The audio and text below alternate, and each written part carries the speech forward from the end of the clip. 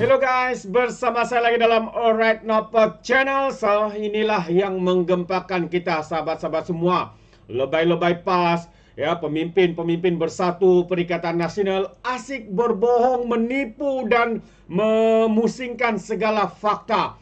Adakah mereka ini boleh digelar sebagai pengkhianat negara, penderhaka negara, kerana mereka asik membuat kenyataan-kenyataan yang salah, yang berbohong, yang menipu, yang memusingkan fakta dan sebagainya.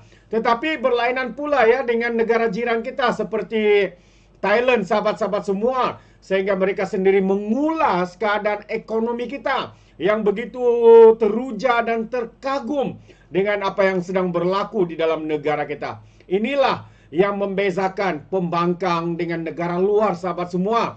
Yang mana negara-negara luar, negara jiran kita melihat perkembangan ekonomi kita, tetapi pembangkang asik membuat penipuan yang amat-amat memalukan.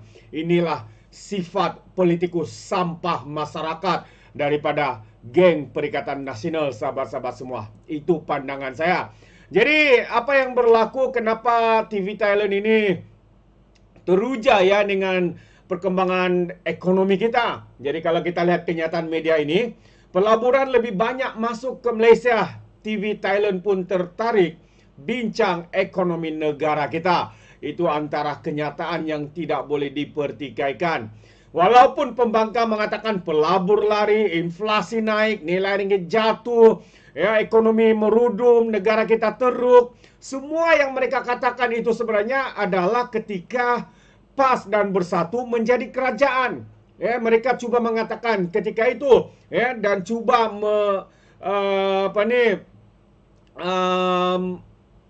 memusingkan fakta, yang kononnya kerajaan ini yang teruk, sedangkan ketika mereka menjadi kerajaanlah kita berada di dalam zaman kegelapan, sahabat-sahabat semua. Jadi kembali kepada berita ini, sebuah stesen penyiaran Thailand membincangkan kemajuan pesat ekonomi Malaysia, sekaligus menandakan Perdana Menteri kita Datuk Seri Anwar Ibrahim sedang membawa negara ke tahap yang tidak pernah dikecapi sebelum ini. Pakar ekonomi dari Thailand menerusi satu program bual bicara berkata, lebih banyak pelaburan masuk ke Malaysia berbanding dengan Singapura. Katanya setiap syarikat yang melabur di Thailand atau merancang melabur di Thailand telah pun melabur di Malaysia. Antaranya katanya Amazon, Google, Nvidia, Facebook, ByteDance, Intel dan banyak lagi dengan jumlah dengan berjumlah sebanyak 30 bilion USD katanya. Beliau lagi menambah kemasukan pelaburan ke Malaysia itu sekaligus menukar persepsi dan perancangan selepas ini. Paling penting dengan jumlah pelaburan sebanyak itu, jika kita memikirkan tentang kejayaan teknologi ASEAN, kita akan fikir Singapura. Namun kali ini wang itu pergi ke Malaysia lebih banyak daripada Singapura, kata penganalisis ekonomi itu lagi. Jadi untuk rekod, Amazon Web Service dilaporkan akan membuka infrastruktur serantau baharu di Malaysia dengan pelaburan bernilai 25.5 bilion ringgit sehingga tahun 2037. Google pula pada Mei lalu mengumumkan pelaburan mencecah 4.9 bilion ringgit ataupun 2 bilion USD untuk menempatkan pusat data Google dan wilayah awan Google pertama di negara kita Malaysia. Jadi pada 20 September lalu, Perdana Menteri berkata pelaburan digital berjumlah sebanyak RM185.3 bilion ringgit telah diluluskan daripada 2001 hingga 2021 hingga 2024, termasuklah projek daripada syarikat terkemuka seperti Nvidia dan Amazon Web Service. Jadi itu antara kenyataan-kenyataan yang tidak boleh dipertikaikan, sahabat-sahabat semua. Namun apa yang lebih memalukan seperti yang saya katakan awal tadi, pihak pembangkang tidak dapat menerima kenyataan ini. Ya, seperti kenyataan Azmin Ali baru-baru ini yang berceramah, berkempen ya di dalam pilihan raya kecil di Dun Mahkota. Azmin mengatakan ekonomi kita gagal, inflasi teruk, nilai ringgit jatuh dan sebagainya. Ekonomi kita merudum katanya. Tetapi sebenarnya sahabat semua, mereka inilah pemimpin-pemimpin yang saya boleh anggap sebagai politikus sampah masyarakat. Bercakap sembrono tanpa fakta, tanpa melihat apa yang sedang berlaku. Sedangkan pakar-pakar ekonomi luar yang terkini negara jiran kita, yaitu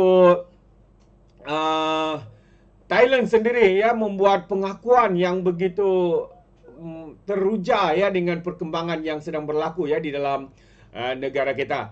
Jadi sahabat semua, selain daripada itu juga saya ingin kongsikan 14 berita terbaik ekonomi madani sepanjang bulan ini. Jadi saya ingin kongsikan bersama dengan anda. Sebab kalau tidak dikongsikan pastinya geng-geng pembangkang, lebay-lebay pas, walaun-walauntit, sitro-sitro pembangkang akan mengatakan ekonomi kita gagal dan sebagainya. Jadi walaun-walauntit ini percayalah 100% karena mereka ini bodoh, bangang, ya tidak punya otak dan sebagainya. Jadi sahabat semua, yang pertama adalah berkaitan dengan ringgit ya, ringgit kita yang terus mengukuh. Sekarang ini ya 1 USD bersama dengan 4 ringgit 17 sen ya, turun 16 sen sebenarnya tadi. Dan selepas Bank Negara Malaysia mengekalkan OPR pada 3%, ini berpotensi untuk mengurangkan jurang kadar faedah antara Amerika Serikat dan juga Malaysia sekiranya Federal US ya menurunkan kadar faedah bulan ini. Yang kedua, Reserve Bank Negara Malaysia meningkat kepada 117.6 bilion USD untuk bulan keempat berturut-turut, menandakan pertumbuhan dalam ekspor bersih dan aliran modal asing. Yang ketiga, inflasi terkawal. Minimum Ogos lalu menurun kepada 1.9%, membuktikan rasionalisasi subsidi diesel ya tidak memberi kesan serius pada inflasi serta kejayaan strategi kerajaan. Yang keempat, Malaysia diminati pelabur asing.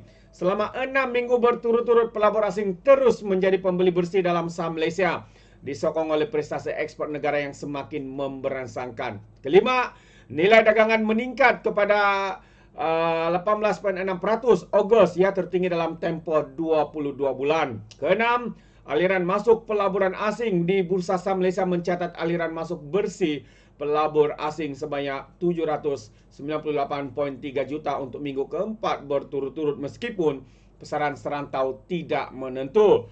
Ketujuh, penyeludupan diesel dikekang di Kelantan menurun sebanyak 95%. Tahniah di Kelantan ya.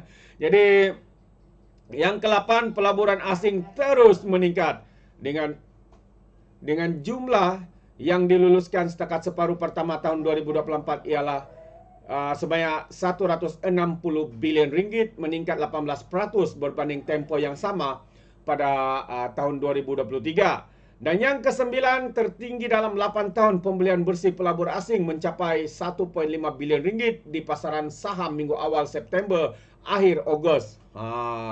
Dan yang ke-10, status negara berpendapatan tinggi. Malaysia semakin hampir mencapai status negara berpendapatan tinggi. Tahniah.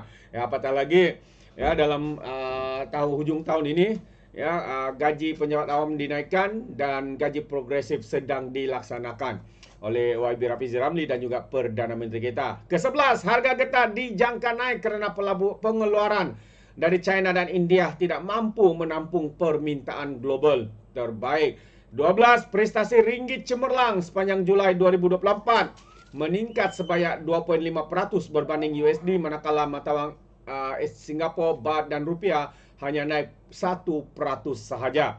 13, pertumbuhan ekonomi yang menakjubkan. Ini yang saya katakan, Azmin kata ekonomi kita merudum. Lebay-lebay PAS, ahli-ahli parlimen daripada PAS, ekonomi kita merudum. Mereka ni belajar ekonomi dari mana? Dari longkang ke atau daripada lutut? Saya pun tak pasti.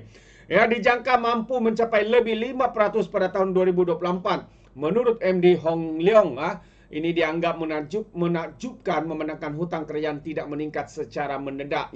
Dan yang terakhir, Bursa Malaysia melonjak. FBM KLCI mencapai paras tertinggi dalam tempoh 4 tahun melepasi 1.670 mata pada 26 Ogos yang lalu. Terbaik kredit kepada Nazri Hamdan ya yang menyediakan perkara ini, fakta-fakta ini. Walaupun fakta ini tidak dilihat ya oleh geng-geng Perikatan Nasional kerana mereka ni terlalu takut dengan apa yang sedang berlaku ya di dalam negara kita. Ya, dengan perkembangan yang menarik ini mereka takut negara ini akan pulih. Adakah mereka mahu negara ini jatuh? Seakan-akan itulah yang mungkin cuba dikehendaki oleh pembangkang hari ini.